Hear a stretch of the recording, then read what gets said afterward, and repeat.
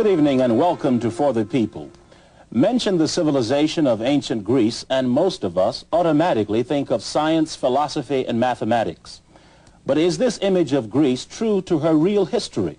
And more importantly, how is the image of the ancient Greeks as the creators of science and philosophy being used to bolster and perpetuate racism?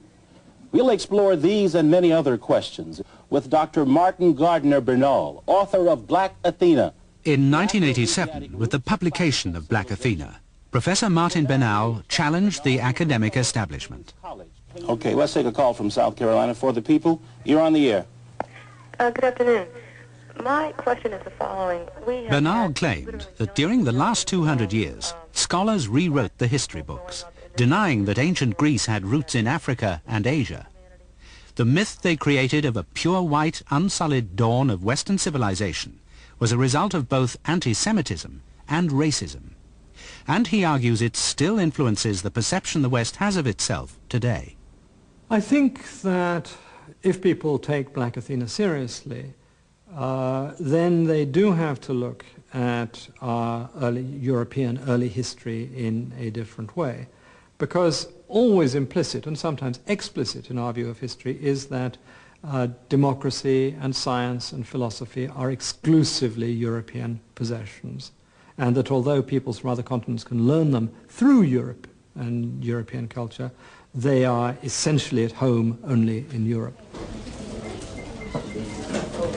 I do not think that Professor Banal does his own case any good by trying to accuse his opponents of being infected with this kind of bigotry.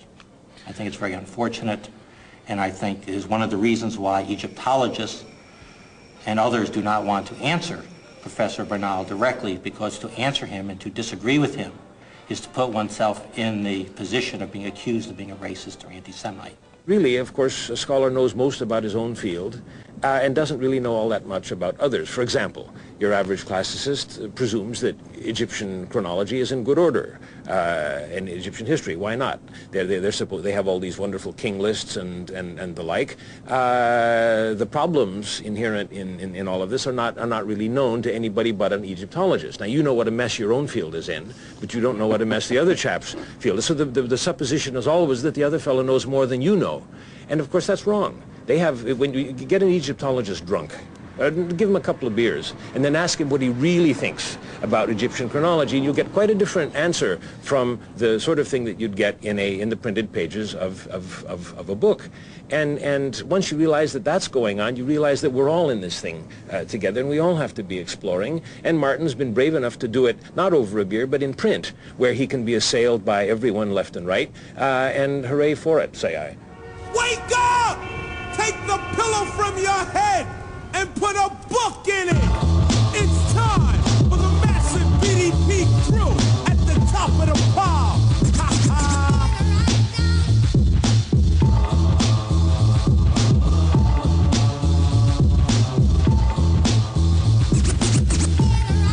Yo, in the morning I'm yawning. Black Athena has had a massive impact on black campuses throughout the United States.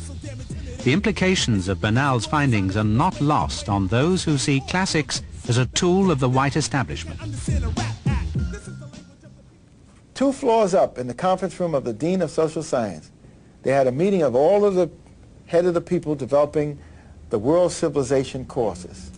And if I'm not correct, Kamudi, they decided that this book was not one that they should use. So that's the tragedy. That in a university that should be the place where ideas are discussed, no matter how controversial, in a university where someone puts his life work, 10 years of work, and produces a volume like this, that it is not worthy of serious consideration in a faculty seminar, then it's not education that we're talking about, it's mind control. Black Athena is in the tradition of white scholarship, European scholarship, that has looked systematically and critically at the experience of the Europeans in relationship to Africans and Asians, and it has had the courageousness of bringing forth the truth. Banal did not start that tradition. That tradition goes way back to the ancient Greeks themselves, including Homer, who acknowledged Africa as the fountainhead of Greek civilization. The new account of ancient Greece's formative history started life in the latter part of the 18th century. Banal describes it as the Aryan model. It stated that Aryan European peoples descended from the north and conquered the local native population in the Aegean. The resulting fusion gave birth to the Greek miracle.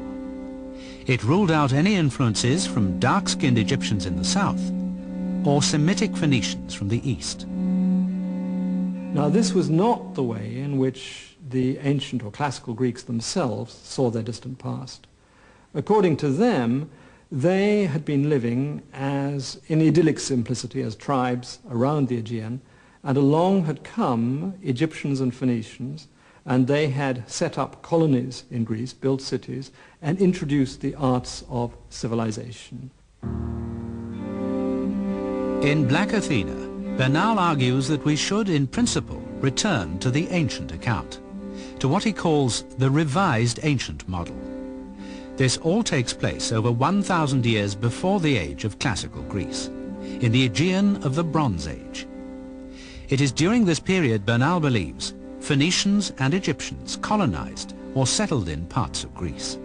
The ancient model was accepted by scholars until the beginning of the 19th century. And I argue that the reason why it was overthrown was nothing to do with new sources of information. It was that the ancient model did not fit the world view of the early 19th century, in which purity was a very good cultural thing, and in which Europe was considered inherently better and more civilized than Asia and Africa. And that the epitome of Europe, which Greece was now seen to be, could not be the result in any way of fundamental Semitic or African influences. It was unthinkable. So it wasn't the evidence from Greece itself, it was in their world view that they found the ancient model intolerable. Science and progress were the new ideals of European civilization in the 18th and 19th centuries. There was a new science for virtually everything, including race. This gruesome endeavor sought to prove that blacks were only slightly removed from apes in intellect. The zenith of perfection was a white man, shown as the Greek god Apollo. This scientific proof was seen to justify the massive exploitation of the African continent that was being undertaken, and confirmed even to reasonable people that Africans could never have been a part of European civilization.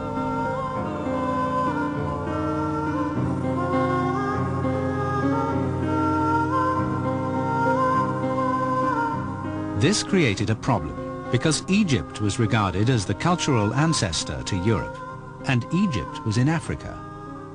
Up until the 19th century, Banal maintains, the Greeks were admired only for having preserved part of this lost wisdom. During the Enlightenment, the Freemasons, who included the aristocracy, artists and philosophers, used Egyptian rituals and signs in their ceremonies. The $1 bill still retains the Masonic symbol of the eye and the pyramid. In 1798, Napoleon commanded a huge scientific and cultural assessment of Egypt and tried to claim its past for France.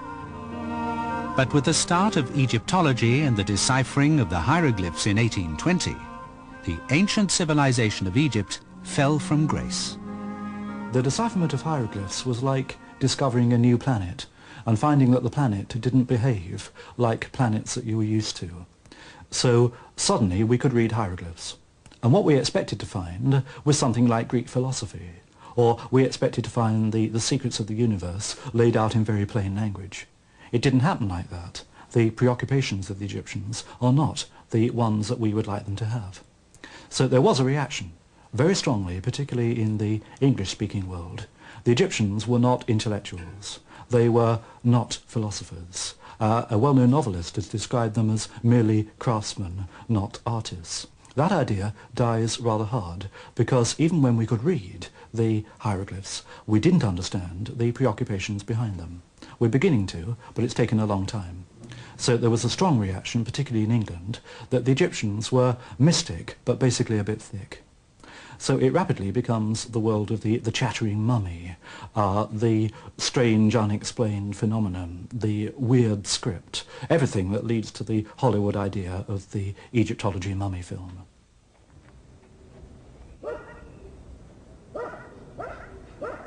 Now that the influence of Egypt had been eclipsed, Western scholars started to reassess the other half of the ancient model, the Phoenicians. As Europeans obsessively sought to define that which was unique and superior about themselves, there was, during the latter part of the 19th century, a rising tide of anti-Semitism. Increasingly, Banal argues, the Phoenicians were seen as the Jews of the ancient world. They too, therefore, could not have been a part of Europe's glorious ancestor, Greece. Classics as the basis of a gentleman's education is centuries old. But there is something new that starts in the later 18th century and continues into the 19th, and that is a kind of worship of Greece. This starts back in about the middle of the 18th century, when the earth begins to move. You get the biggest shift in taste and attitudes since the Renaissance. The feeling is a reaction against all the fuss and frippery of the Baroque. The notion is back to simplicity, back to the fountainhead. And in terms of the classical world, that means a reaction against the Romans, who are now seen as imitators and tarsome elaborators, and back to the pure simplicity of Greece. And this kind of worship of Greece passes into the 19th century.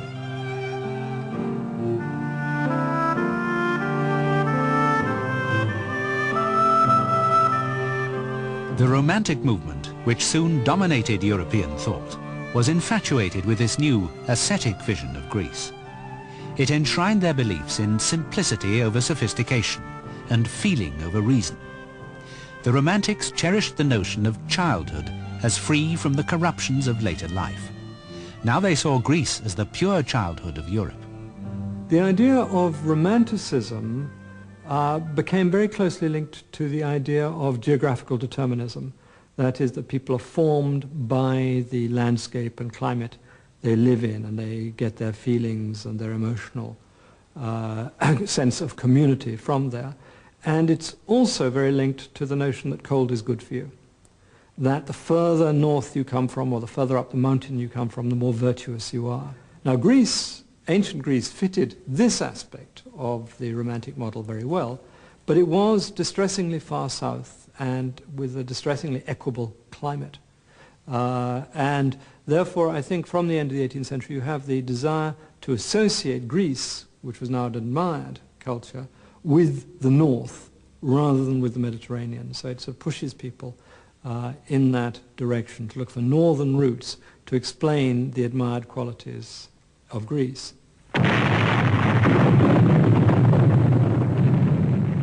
By the 20th century, the modern nation-state could call on the Greek ideal to spur its troops into war. During World War I, the British adopted Athens, representing democracy, as their mascot ancient Greek city, while the Germans identified themselves with Sparta. They had picked the opposing sides of the Peloponnesian War, a war fought over 2,300 years earlier.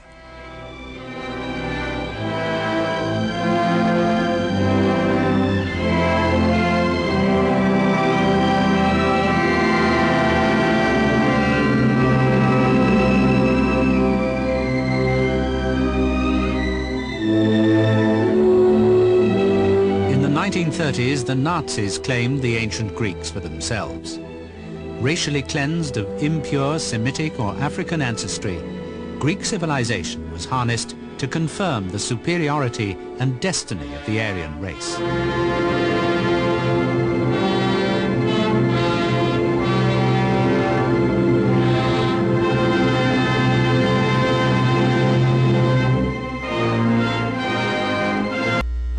What to do?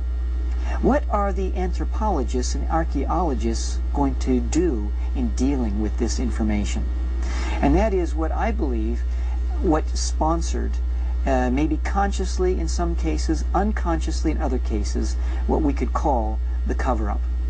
The cover-up of the accomplishments of black people. Chancellor Williams wrote a book called The Destruction of Black Civilization. And in this book, he outlined 7 points as to why he feels that there was a cover-up. Ignore. Just refuse to publish any facts of African history that don't go along with our racial theories. We need to create a religious and a scientific doctrine so that African slavery won't appear that bad after all. What we need to do is flood the world with new African histories that contain our European perspectives only. Start renaming people and places. Replace African names with Arabic and European names. This will disguise their true black identity. Let's change the criteria for defining race. For example, 1 drop of Negro blood in America makes you a Negro, no matter how light the skin. Yes, and when reporting ancient African history, reverse the standard. No matter how dark the skin, woolly the hair, or thick the lips, you don't have to be a Negro. When black contribution to civilization is too obvious, let's find a way to attribute it to outside white influences. When all the ancient historians contradict your theory, we'll just discredit them.